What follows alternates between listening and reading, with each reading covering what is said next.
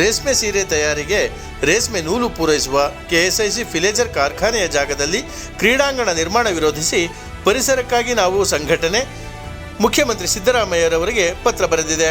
ಪ್ರಸಿದ್ಧ ಮೈಸೂರು ರೇಷ್ಮೆ ಸೀರೆ ತಯಾರಿಕೆಗೆ ಬಳಸುವ ರೇಷ್ಮೆ ದಾರದ ಕಾರ್ಖಾನೆ ಮೈಸೂರು ಜಿಲ್ಲೆಯ ಟಿ ನರಸೀಪುರದಲ್ಲಿದೆ.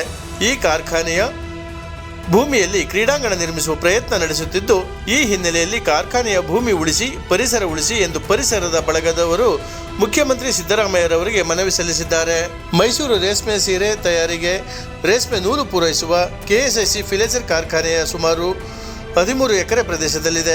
ಈ 13 ಎಕರೆಯಲ್ಲಿ ಸುಮಾರು 40ಕ್ಕೂ ಹೆಚ್ಚು ಪ್ರಭೇದದ ಪಕ್ಷಿಗಳು, 10ಕ್ಕೂ ಹೆಚ್ಚು ಜಾತಿಯ ಚಿಟ್ಟೆಗಳು ಹಾಗೂ ಬೆಲೆ ಬಾಳುವ ಹಲವು ಜಾತಿಯ ಸುಮಾರು 500ಕ್ಕೂ ಹೆಚ್ಚು ಮರಗಳಿವೆ.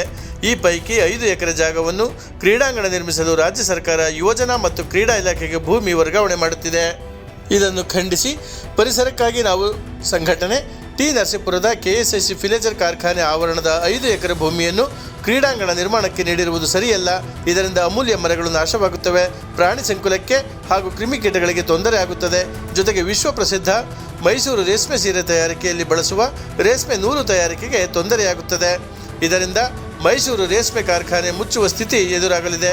ಆದ್ದರಿಂದ ಕಾರ್ಖಾನೆಯ 5 ಎಕರೆ ಜಾಗವನ್ನು ವಾಪಸ್ ಪಡೆಯಬೇಕು ಎಂದು ಮುಖ್ಯಮಂತ್ರಿ ಸಿದ್ದರಾಮಯ್ಯರವರಿಗೆ ಸಂಘಟನೆ ಪತ್ರ ಬರೆದಿದೆ. ಪರಿಸರ ತುಂಬಾ ಹಾಳಾಗೋಗಿದೆ. ಆ ಹಾಳಾಗೋದಕ್ಕೆ ನಾವೇ ಕಾರಣ. ಪರಿಸರ ಉಳಿದ್ರೆ ನಾವು ಉಳಿತೀವಿ ಅನ್ನೋ ತಿಳುವಳಿಕೆ ನಮಗೆ ಬಂದಿರೋದ್ರಿಂದ, ಅದು ನಮ್ಮ ಜವಾಬ್ದಾರಿ ಆಗಿರೋದ್ರಿಂದ ಪರಿಸರ ಸಂರಕ್ಷಣೆಯ ಕೆಲಸಗಳನ್ನ ನಾವು ಕಾಯ ವಾಚ ಮನಸ ಮಾಡ್ತಾ ಇದ್ದೀವಿ.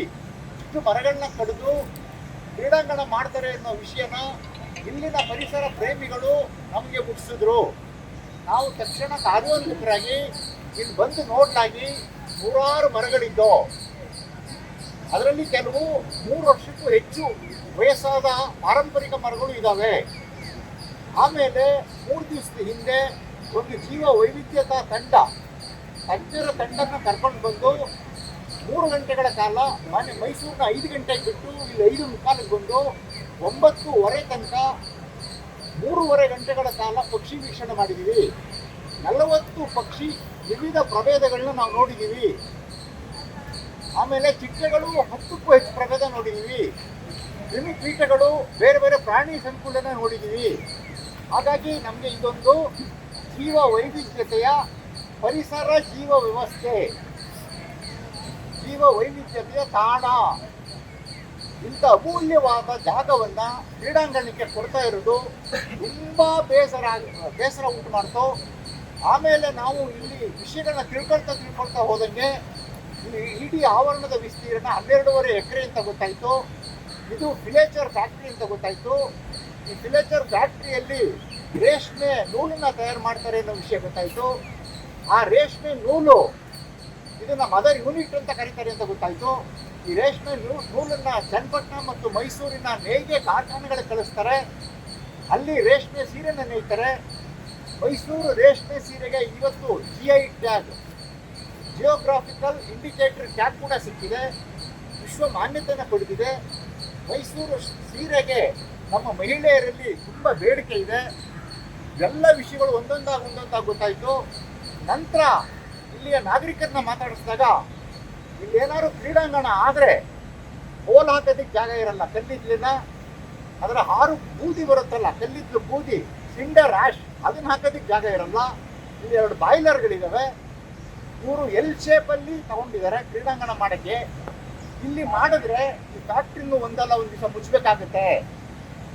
ಫ್ಯಾಕ್ಟ್ರಿ ಮುಚ್ಚೋದ್ರ ಜೊತೆಗೆ ಇಲ್ಲಿರೋ ಕಾರ್ಮಿಕರು, ನೌಕರರು ಕೆಲಸ ಕಳ್ಕೊಳ್ಳೋ ಭೀತಿನ ಎದುರಿಸಬೇಕಾಗುತ್ತೆ. ಅಕಸ್ಮಾತ್ ಇಲ್ಲಿ ಫ್ಯಾಕ್ಟ್ರಿ ಮುಚ್ಚಿದ್ರೆ ಇಲ್ಲಿ ನೂಲು ಉತ್ಪಾದನೆಗೆ ಸ್ಥಗಿತ ಆಗುತ್ತೆ.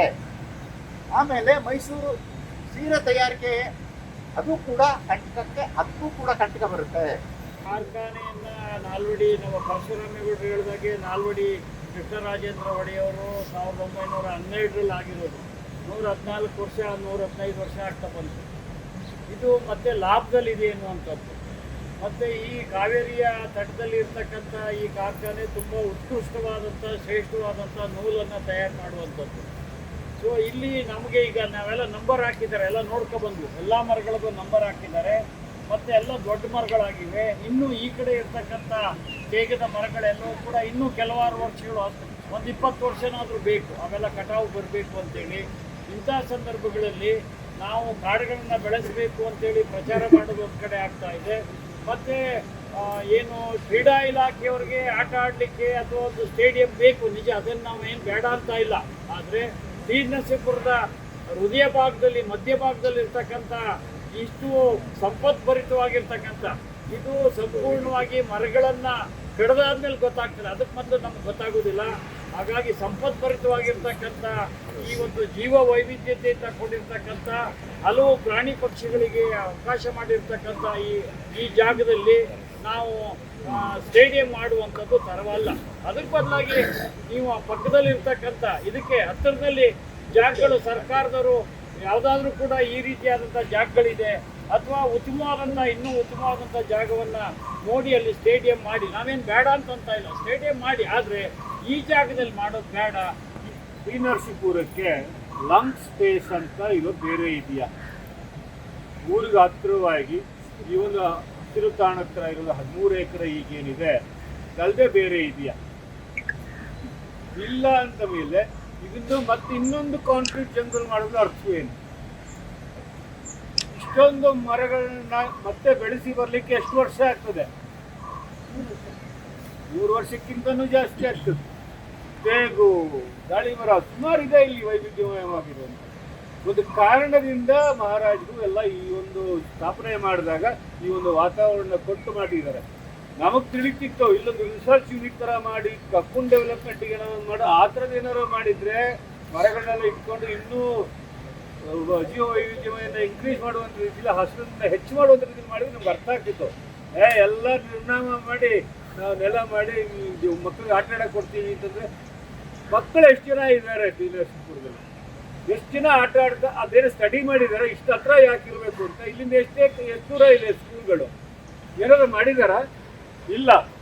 ಕಾಡು ಬಿದ್ದಿದೆ ಜಾಗ, ಕಡಿರೋ ಸ್ಟೇಡಿಯಂ ಮಾಡುವ ಒಂದಷ್ಟು ಕಮಿಷನ್ ಬರ್ತದೆ. ಈ ಒಂದು ಆಟದಲ್ಲೇ ನಾವೆಲ್ಲ ನಗರವನ್ನು ಅಭಿವೃದ್ಧಿ ಹೆಸರಲ್ಲಿ ನಾವು ಆ ಪರಿಸರವನ್ನು ಹಾಳು ಮಾಡ್ಕೊಂಡು ಹೋದರೆ ಅದಕ್ಕೆ ಸುಮ್ಮನೆ ಕೂರುವಂಥ ಪ್ರಶ್ನೆ ಇಲ್ಲ. ಕರುನಾಡು ಟೈಮ್ಸ್ ಚಾನೆಲ್ನಲ್ಲಿ ಸುದ್ದಿ ಮತ್ತು ಜಾಹೀರಾತು ನೀಡಲು ಈ ನಂಬರ್ಗೆ ಕರೆ ಮಾಡಿ.